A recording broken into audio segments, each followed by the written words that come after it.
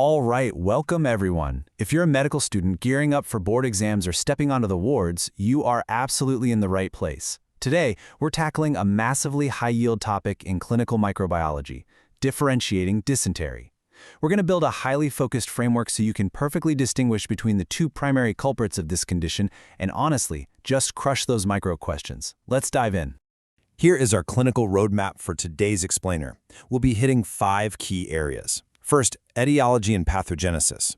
Second, clinical features comparison. Third, stool investigations and diagnosis. Fourth, treatment protocols. And we'll wrap up with prophylaxis and immunization.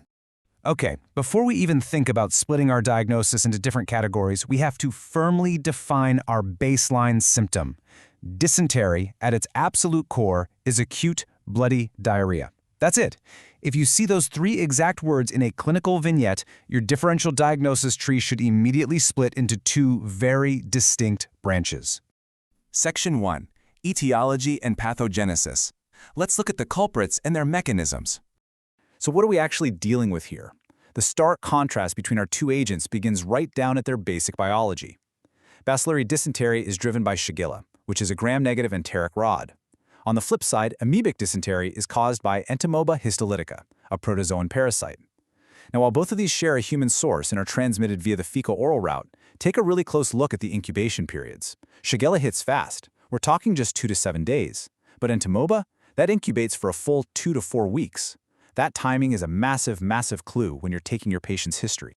Let's track the life cycle of Entamoeba histolytica because it's pretty fascinating. It all starts when the dormant cyst is ingested and manages to survive the harsh stomach acid. Once it travels down into the small intestine, a process called excystation happens. Essentially, the cyst ruptures open. From there, it transitions into the active adult parasite, the trophozoite form, which then sets up shop in the large intestine. You absolutely need to lock in where each of these specific steps occurs in the gut. Once that trophozoite is hanging out in the large intestine, it has 3 possible clinical pathways, or fates. Definitely memorize these. Number 1, it can invade the blood via the portal vein and travel straight to the liver, which can cause an amoebic liver abscess. Number 2, it can trigger invasive colitis, which gives us the classic amoebic dysentery we're focusing on today. Or, number 3, it just settles into asymptomatic colonization. The patient feels fine, but they turn into a silent carrier who just keeps shedding cysts into the environment. Now contrast that sneaky, complex amoebic life cycle with the pathogenesis of shigellosis. Shigella is way more straightforward, but it is incredibly destructive. Following that fecal-oral route, Shigella enters the GI tract and specifically targets the colon. It colonizes, it multiplies, and it directly invades the gastrointestinal mucosa. This invasion triggers severe, acute inflammation. There are no dormant cysts here, no extra-intestinal hiding spots, just direct, brutal mucosal damage. Section 2. Clinical features comparison. Let's see how this actually looks in a patient. First up, a quick word of caution. Yes, both of these infections cause acute bloody diarrhea, but they also share a whole bunch of constitutional upsets. We're talking fever, malaise, severe abdominal pain, nausea, vomiting, anorexia, and tenesmus, which is that awful constant feeling of needing to pass stool. These shared symptoms are just the baseline. They will not help you differentiate the 2 on the wards or on your exams. To do that, you have to dig deeper. And by digging deeper, I mean we literally have to compare the stool. Bacillary dysentery is going to present with more than 10 episodes a day, but the actual amount is small, it's scanty. The color is bright red, it's generally odorless, and it consists almost entirely of blood and mucus with virtually no feces. Amoebic dysentery, however, has fewer episodes, usually around 68 a day, but the amount is copious. The blood is a dull red, the odor is notoriously offensive, and crucially, the composition is blood, mucus, and actual feces. So remember, odorless, bright red, and scanty points to bacterial. Offensive, dull red, and copious with feces, that points amoebic. Section 3. Stool investigations and diagnosis. Let's move into the lab. There's a fundamental split in how you order your initial labs, and it completely depends on your clinical suspicion.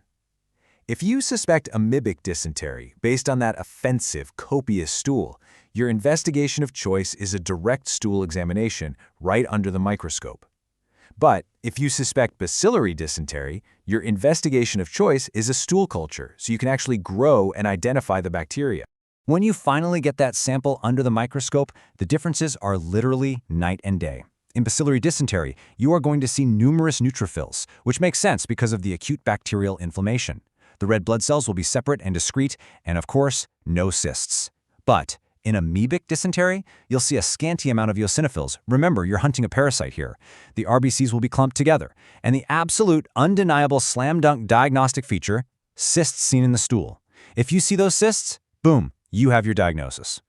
Section 4. Treatment Protocols. Let's talk pharmacology. Just a really quick clinical reminder before we break out the heavy-hitting drugs. Stabilizing the patient with supportive care is always step 1, totally regardless of the bug. We need to replace lost volume with IV fluids, administer antiemetics for the nausea, and give antipyretics for the fever. Get the patient stable first, always. Okay, now for the specific regimens. For bacillary dysentery, we're using targeted antibiotics. Intravenous ceftriaxone at 2 grams daily, paired with oral ciprofloxacin 500 milligrams twice daily for 14 days. For amoebic dysentery, though, standard antibiotics simply won't work. We need antiparasitics.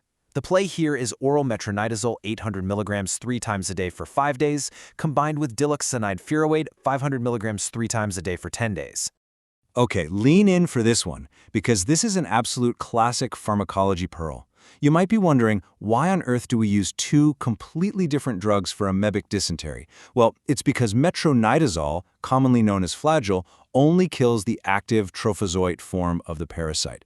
It literally does absolutely nothing to the cysts. And that brings us perfectly to our second pearl. If you only prescribe metronidazole, sure, the patient might feel better initially as the active trophozoites die off. But they will remain a carrier shedding cysts, or worse, those cysts could later exist and cause a massive relapse.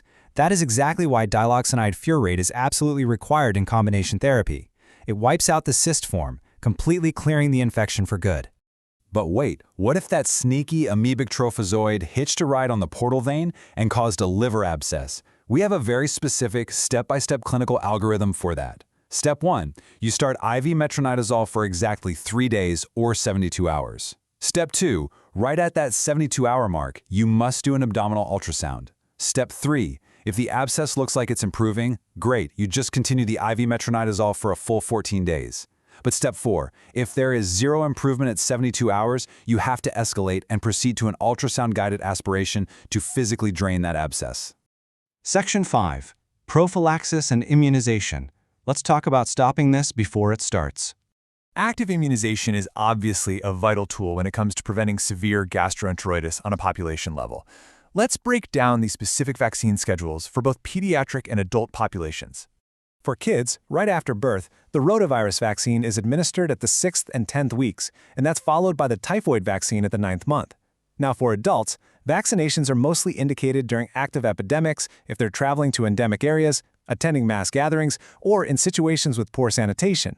In those scenarios, the cholera vaccine is highly recommended, and it offers about 90% effectiveness.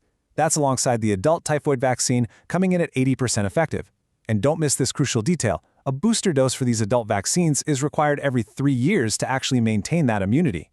To wrap up this explainer, I want to leave you with a quick thought experiment to test how well you've synthesized everything today. Let's say a patient walks in with dull red, incredibly offensive stool that is mixed with feces. Based on our clinical features comparison, you probably know the diagnosis. But what happens to this patient if you rush, misdiagnose them, assume it's bacterial, and treat them solely with ceftriaxone? I'll let you think about the massive clinical complications that would follow. Knowing the difference between these 2 forms of dysentery isn't just about passing a microbiology test, it's quite literally about saving your patient. Review this material, lock in those distinct features, and you'll be incredibly well prepared. Thanks for joining me for this explainer, and keep up the fantastic learning.